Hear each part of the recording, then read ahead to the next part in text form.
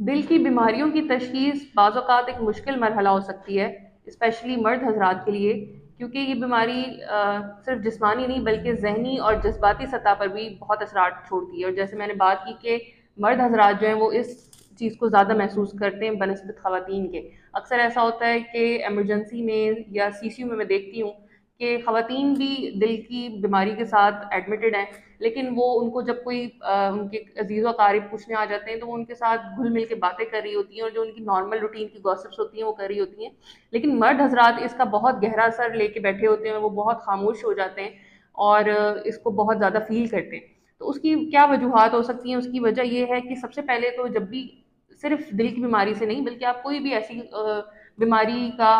تشخیص ہو جائے جس کا آؤٹ کم عام طور پہ عوام میں یہ ہے کہ یہ جان لیوا ہو سکتی ہے، جیسے کہ خدا نخواستہ کینسر کی بیماری ہے یا دل کی بیماری سے بھی یہی سمجھا جاتا ہے کہ یہ جان لیوا ہو سکتی ہے، تو پیشنٹ جو ہے، مریض جو ہے، وہ ایک شاک اور ڈینائل کی فیز میں چلا جاتا ہے کہ نہیں ایسا نہیں ہو سکتا، یا ہمارے ساتھ ایسا نہیں ہو سکتا، یا ہم ہی ایسا کیوں۔ تو ایک تو پہلے سب سے پہلے وہ ایک شاک اور ڈینائل فیز ہے، اور اس کے بعد پھر جو نیکسٹ اسٹیج آتا ہے وہ ہے فیئر اور انزائٹی کا، خوف کا اور گھبراہٹ کا کہ یہ کیا ہو گیا اور اب اگلا جو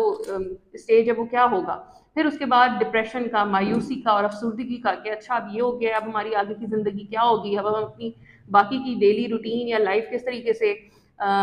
کوپ کر سکیں گے۔ اکثر یہ جو پیشنٹس شوگر کے بھی پیشنٹس ہوتے ہیں وہ بھی یہی چیز محسوس کرتے ہیں، کیونکہ ان کو لگتا ہے کہ آلدو کہ ہم ان کو اب جو چیزیں بتانے لگے ہیں وہ ایک ہیلدی لائف اسٹائل کا سارا بتائیں گے، جس میں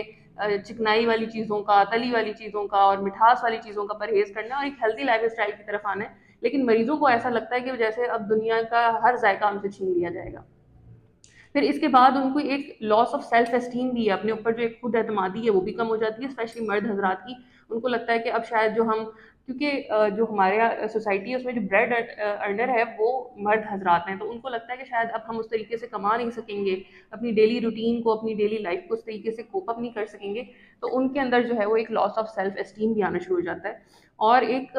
جو ہم نے ان کو پرہیز بتایا ہوتا ہے یا ایک ہیلدی لائف اسٹائل بتایا ہوتا ہے، اس طرز زندگی کو اپنانے کا جو ہے ایک نفسیاتی دباؤ ان کے اوپر آنا شروع ہو جاتا ہے۔ تو یہ ساری چیزیں ہیں جو کہ ایک سائیکولوجیکل افیکٹ رکھتی ہیں دل کے مریض کے اوپر۔ اب ان سب کا کس طریقے سے، ان کو کس طریقے سے کوپ کیا جائے، اس کے ساتھ کیسے زندگی کو گزارا جائے، تو اس کے لیے سب سے پہلی امپورٹنٹ چیز تو ہے کہ آپ معاونت حاصل کریں اپنے قریبی عزیز و اقارب کی، اپنے دوستوں کی، اپنے ڈاکٹر کی، ایک اپنا گروپ بنائیں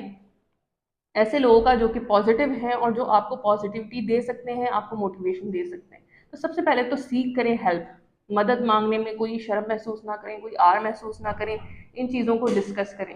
دوسرا اسٹیپ یہ ہے کہ اب آپ اپنی جو غذا ہے اس کو متوازن بنا لیں، اس کے اندر مرغی، مچھلی، دال، سبزی سب کا استعمال کریں، لیکن اپنا سالٹ کا، سوڈیم کا انٹیک، اپنے کولیسٹرول کا انٹیک اس کو کم کر لیں، تو ایک متوازن غذا اپنانی شروع کر لیں۔ ساتھ میں ہمارا جو لائف اسٹائل ہے وہ بہت زیادہ سیڈنٹری ہے، اس میں آج کل آؤٹ پٹ کچھ بھی نہیں ہے، لیکن ہم کھانے پینے میں بہت زور دیتے ہیں اور کیلریز کو اس طریقے سے برن نہیں کرتے، تو اب ورزش کو ضرور اپنانا شروع کر لیں۔ بے شک 30 to 40 منٹس کریں، لیکن روزانہ ورزش ضرور کرنی ہے۔ جو لوگ سگریٹ پیتے ہیں ان کو چاہیے کہ وہ تمباکو نوشی سے پرہیز کریں۔ اس کے علاوہ اپنی نیند پوری لیں۔ نیند جو ہے جب بعض اوقات نیند پوری نہیں ہوتی ہے تو یہ بہت ساری بیماریوں کی وجہ بنتی ہے اور ذہنی جو ہے انتشار کی وجہ بنتی ہے، تو نیند اپنی پوری لینا شروع کریں۔ تناؤ کو کم کرنے کے لیے کچھ آپ ایکٹیویٹیز اپنا سکتے ہیں، آپ کو جس بھی چیز سے، کسی کو جو ہے وہ باغبانی سے ریلیکس ہوتا ہے، کوئی یوگا کرنے سے ریلیکس ہوتا ہے، کوئی میڈیٹیشن سے ریلیکس ہوتا ہے، وہ اپنی کوئی بھی اس قسم کی ایکٹیویٹی ڈھونڈ لیں۔ اس کے ساتھ ساتھ روحانیت میں، نماز میں، قرآن شریف میں جو ہے وہ بہت سکون ہے، اس کی طرف جائیں۔ اپنی نماز جو ہے وہ نہ صرف آپ کو باقاعدگی دیتی ہے، ڈسپلن دیتی ہے، بلکہ آپ کو ذہن کو بھی بہت زیادہ ریلیکس کرتی ہے، اور اپنی ادویات کی جو ہے وہ ضرور باقاعدگی رکھیں۔ امید ہے یہ ویڈیو آپ سب کے لیے بہت ہیلپ فل رہی ہوگی۔